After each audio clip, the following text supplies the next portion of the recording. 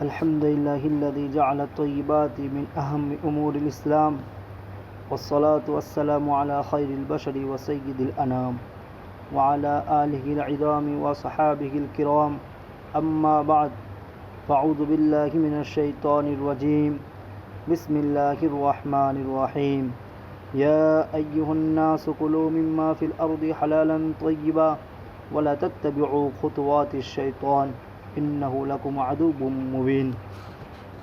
وعن النعمان بن بشير رضي الله تعالى عنه يقول سمعت رسول الله صلى الله عليه وسلم يقول الحلال بين والحرام بين وبينهما مشتبهات لا يعلمهما كثير من الناس فمن اتقى المشبهات استبر لدينه وعرضه ومن وقع في الشبهات كراع يرعى حول الحمى ইউশিকু আন ইউআকিয়াহু। কবি বলেন, হালাল হলো পাক পবিত্র, হারাম অপবিত্র। হারামে ধ্বংস জীবন করছে কেন মিত্র। হালাল খেয়ে হও গো সুখী, এই নাম ধরা ধামে, পরকালেও থাকবে সদা অতিশয় আরামে। আল্লাহুম্মা সাল্লি আলা সাইয়্যিদিনা মুহাম্মাদিন ওয়া আলা আলি সাইয়্যিদিনা মুহাম্মাদিন ওয়া বারিক ওয়া সাল্লিম।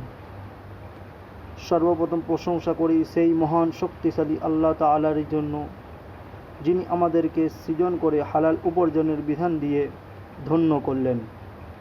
তারপর জানাই অন্তরের গভীর থেকে দরুদ ও সালাম সেই প্রেমের নবী, কৃপার ছবি হযরত মুহাম্মদ মুস্তাফা সাল্লাল্লাহু আলাইহি সাল্লামের প্রতি, যিনি এই ধরাতে আগমন করে দেখিয়ে দিলেন বিশ্ববাসীকে হালাল উপার্জনের সুন্দর সুগম রাস্তা পথ। স্বনামধন্য সভাপতি সাহেব, গণ্যমান্য ওলামাবর্গ এবং আমার প্রিয় দর্শক ও শ্রোতাবৃন্দ, আমি সকলকে মনোভাবে শুভেচ্ছা জানিয়ে হালাল কামাইয়ের সম্পর্কে কিছু আলোচনা করতে যাচ্ছি। আশা করি আমরা সকলেই আমলের নিয়তে মনোযোগ দিয়ে শুনব ইনশাআল্লাহু তাআলা। প্রিয় শ্রোতামণ্ডলী, কামাই কি, কাকে বলে? কামাই বা উপার্জন, কামাই বা রোজগারের প্রয়োজনীয়তা ও গুরুত্ব কেমন, কোন উপার্জন হালাল কোনটা হারাম, এই সম্পর্কে জানা সকল মানবের কর্তব্য। বিশেষভাবে মুসলমান এই বিষয়ে জ্ঞান রাখা নিতান্ত প্রয়োজন। প্রিয় জ্ঞানমান দর্শক মণ্ডলী, কামাই শব্দের আবিধানিক অর্থ আয়, রোজগার, অর্জন, উপার্জন ও সংগ্রহ ইত্যাদি। আর আরবিতে বলা হয় কাসব, আর ইংরেজিতে বলে ইনকাম। আর পারিভাষিক অর্থে জীবন সুন্দরভাবে পরিচালনার জন্য বিভিন্ন মাধ্যমে ধনসম্পদ অর্জন করাকে বলা হয় কামাই বা উপার্জন। জ্ঞানমান দর্শকবৃন্দ, জগতে যদি এসেছি কামাই করতে হবে, ইনকাম করতে হবে, রুজিরুটি রোজগার নহলে জগতে জীবন সার্থক হবে না, সুখে কাটবে না দুনিয়ার জিন্দেগি। এক কথায় ধ্যানযোগ্য যে ধনসম্পদ তো কোনো মন্দ জিনিস নয়, বরং মহান আল্লাহ তাআলার নিয়ামত অনুগ্রহ। তাই তা উপার্জন করাও একটি ইবাদত, পুণ্য কাম, যদি তা শরীয়ত মোতাবিক হয়। আর ধন সম্পদ ও রুজিরুটি সংগ্রহ করা আল্লাহ পাকের বিশেষ আদেশ। তাই মহান আল্লাহ পবিত্র কোরআনে সূরা জুমার 2 নম্বর রুকু 10 নম্বর আয়াতে ঘোষণা করেন, হে আমার বিশ্ববাসী, ফাইদা কুতিয়াতুস সালাতু, তারপর যখন নামাজ সমাপ্ত হবে, ফান্তাশিরু ফিল আরদি, তোমরা ছড়িয়ে পড়ো পৃথিবীর বুকে, অবতাকু মিন ফাদলিল্লাহ, এবং তালাশ করো আল্লাহ তাআলার অনুগ্রহ, রুজি রুটি রোজগার। সূরা মুলকের 15 নম্বর আয়াতে মহান খোদা ঘোষণা করেন, হুয়াল্লাযী জাআলা লাকুমুল আরদা যালুলা, সেই জাত যিনি তোমাদের জন্য গোটা পৃথিবীকে করে দিয়েছেন সুগম এবং আয়াত্তাধীন। ফামশু ফি মানাকিবিহা, কাজেই তোমরা বিচরণ করো, ভ্রমণ করো এই জগতের পথে প্রান্তরে। অকুলু মির রিজকিহি, এবং ভক্ষণ করো তার রিজ থেকে, তার আহার করো তার খাবার হতে। তিনি গোটা পৃথিবীকে আমাদের জীবন পরিচালনা করার জন্য বানিয়েছেন কর্মক্ষেত্র। আর নানা রকম শস্য শ্যামল, ফল ফুল, গাছ বৃক্ষ ও তরুলতার সুন্দর করে গড়ে তুলেছেন সমস্ত বিশ্বধারাকে, সাজিয়েছেন তাকে বিভিন্ন শ্রেণীর প্রাণী দিয়া এবং দেখার মতো করে দিয়েছেন চমৎকার বস্তু দ্বারা। আর তিনি আদেশ করেছেন ওই সকল বস্তুর মাঝে যা পবিত্র এবং উত্তম ও হালাল তা আহার করতে, কিন্তু অপবিত্র এবং যা মন্দ নিষেধ করেছেন তা ভক্ষণ করতে। তাই মহান প্রভু পবিত্র কিতাবে সূরা বাকারা 168 নম্বর আয়াতে ঘোষণা করেন, ইয়া আইয়ুহান নাসু কুলু মিম্মা ফিল আরদি হালালান তাইয়্যিবা, হে জগতের মানবজাতি, খাও হালাল ও পবিত্র বস্তু থেকে যা জগতের বুকে রইয়াছে। ওয়ালা তাত্তাবিউ খুতুওয়াতিশ শাইতান, আর করো না শয়তানের পাদঙ্ক অনুসরণ।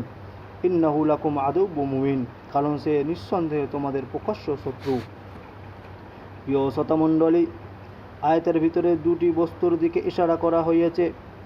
নাম্বার 1 মূলগত বৈধ বস্তুর দিকে, নাম্বার 2 পদ্ধতিগত বৈধ বস্তুর দিকে। সুতরাং এই দুইটি বস্তু, বৈধ বস্তু ছাড়া অন্য কোনো বস্তু ভক্ষণ করা যাবে না, আহার করা যাবে না হারাম ও অপবিত্র বস্তু। কারণ হালাল হলো নির্ভেজাল ও খাঁটি, আর হারাম হলো ভেজালে পরিপূর্ণ। প্রিয় দর্শকবৃন্দ, জগতের সকল বস্তু দুটি ভাগে বিভক্ত, একটি হালাল অপরটি হারাম। তাই প্রিয় নবী সাল্লাল্লাহু আলাইহি সাল্লাম বলেন, আল হালালু বাইয়িনুন, হালাল স্পষ্ট, ওয়াল হারামু বাইয়িনুন, এবং হারামও স্পষ্ট। ওয়া বাইনাহুমা মুশতাবিহাতুন লা ইয়ালামুহুমা কাসীরুম মিনান নাস, আর এই দুইয়ের মধ্যবর্তী বিষয়গুলো হলো সন্দেহজনক, যেগুলো বেশিরভাগ লোকেই জানে না। ফামান ইত্তাকাল মুশাব্বাহাতি ইস্তাবারা লিদীনিহি ওয়া ইরদিহি, অতঃপর যে ব্যক্তি ওই সন্দেহজনক জিনিসগুলো থেকে বেঁচে থাকলো, সে তার দিন এবং সম্মানকে পবিত্র রাখলো। ওমান আকা ফি শুবহাতি কারাইন ইয়ারা হাওলাল হিমা ইউশিকু আন ইউয়াকিআহু, আর যে ব্যক্তি সন্দেহের মাঝে পতিত হলো, তার উদাহরণ ওই রাখালের মতো যে পশু চড়ায় সংরক্ষিত ভূমির সীমানায় এবং ভাবে যে কোনো সময় সে তাতে প্রবেশ করবে। প্রিয় বন্ধুরা, আমাদের কামাই ও রোজগারের যেটি মাধ্যম হবে সেটি হতে হবে বৈধ এবং জায়েজ, এবং সেই বস্তুটি মূলগত হিসাবে জায়েজ থাকতে হবে, তা না হলে বস্তুর পবিত্রতা নষ্ট হয়ে যাবে, থাকবে না সেটি হালাল, সেই কারণে তাকে ভক্ষণ করা যাবে না। এই বিষয়ে মহান প্রতিপালক একাধিক আয়াতের মাধ্যমে তা প্রিয় বিশ্ববাসীকে সতর্ক করে দিয়েছেন। যেমন সূরা নিসার 29 নম্বর আয়াতে বলেন, ইয়া আইয়ুহাল্লাযীনা আমানু লা তাকুলু আমওয়ালাকুম বাইনাকুম বিল বাতিল, হে আমার বিশ্ববাসী বান্দারা, তোমরা পরস্পরের মধ্যে তোমাদের ধনসম্পদ মাল দৌলত অন্যায়ভাবে খেও না। ইল্লা আন তাকুনা তিজারাতান আন তারাদিম মিনকুম, হ্যাঁ খেতে পারবে, তা যদি পারস্পরিক সম্মতিতে ব্যবসার মাধ্যমে হয়। সম্মানীয় বন্ধুগণ, হালাল ও পবিত্র উপার্জনের হাজার হাজার পদ্ধতি ও মাধ্যম রইয়াছে জগতের বুকে, কিন্তু অভাব শুধু সঠিকভাবে কর্মকর্তার। কৃষিকাজ কতই বড় মহান কর্ম, খেতি তা কতই না উত্তম কাজ, কারণ সমস্ত মখলুকের খাদ্যের উৎস হলো কৃষি। সেই জন্য মহান আল্লাহ তাআলা গোটা বিশ্বের মাটি ও ভূমিকে মানুষের কৃষি কাজের সুবিধার জন্য উৎপাদন ও ফল ফসলের উপযোগী করে তুলেছেন। তাই তিনি সূরা আবাসের 24 নম্বর আয়াত থেকে 32 নম্বর আয়াতে বলেন, ফালিয়ানদুরিল ইনসানু ইলা তুআমি, মানুষের চিন্তা করা উচিত তার খাদ্য সম্পর্কে, দৃষ্টি দেওয়া কর্তব্য তার আহারের প্রতি। আন্না সাবাবনাল মাআ সাব্বা, আমি আল্লাহই তো বৃষ্টি বর্ষণ করি। সুম্মা শাকাকনাল আরদা শাক্কা, পরে জমিনকে বিদীর্ণ করি, ফেটে দিই বিস্ময়করভাবে ভূমির বুক। ফাম্বাতনা ফিহা হাব্বা, আর সেই জমিনে উৎপাদন করি শস্য। ওয়াইনাবা ওয়াকদবা, আঙ্গুর ও শাকসবজি। ওয়াজাইতুনা ওয়া নাখলা, এবং জাইতুন এবং খেজুর। ওয়াহাদাইকা গুলবা, বিশিষ্ট বাগানসমূহ, উদ্যানমালা। ওয়াফাকিহাতাম ওয়া আব্বা, ফল ও ঘাস। মাতাআল লাকুম ওয়া লিআনআমিকুম, তোমাদের ও তোমাদের পশুর আহারের জন্য।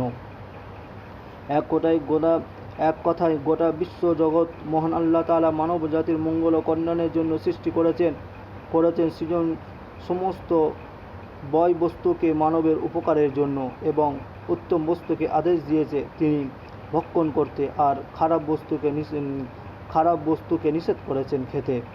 কিন্তু অতি অনুতাপের বিষয় যে আজ বিশ্বের মানুষের বিবেক বুদ্ধি থাকা সত্ত্বেও খারাপ বস্তুর পিছনে পাগলের মতো ছুটে চলে যায় আর ভালো বস্তু থেকে মুখ ফিরিয়ে লয়। অথচ মহান আল্লাহ তাআলা ভালো বস্তুকে হালাল আর খারাপ বস্তুকে হারাম করেছেন। তাই সকলের কর্তব্য হারাম থেকে বেঁচে হালাল ভক্ষণ করা এবং আহার করা পবিত্র উত্তম বস্তু।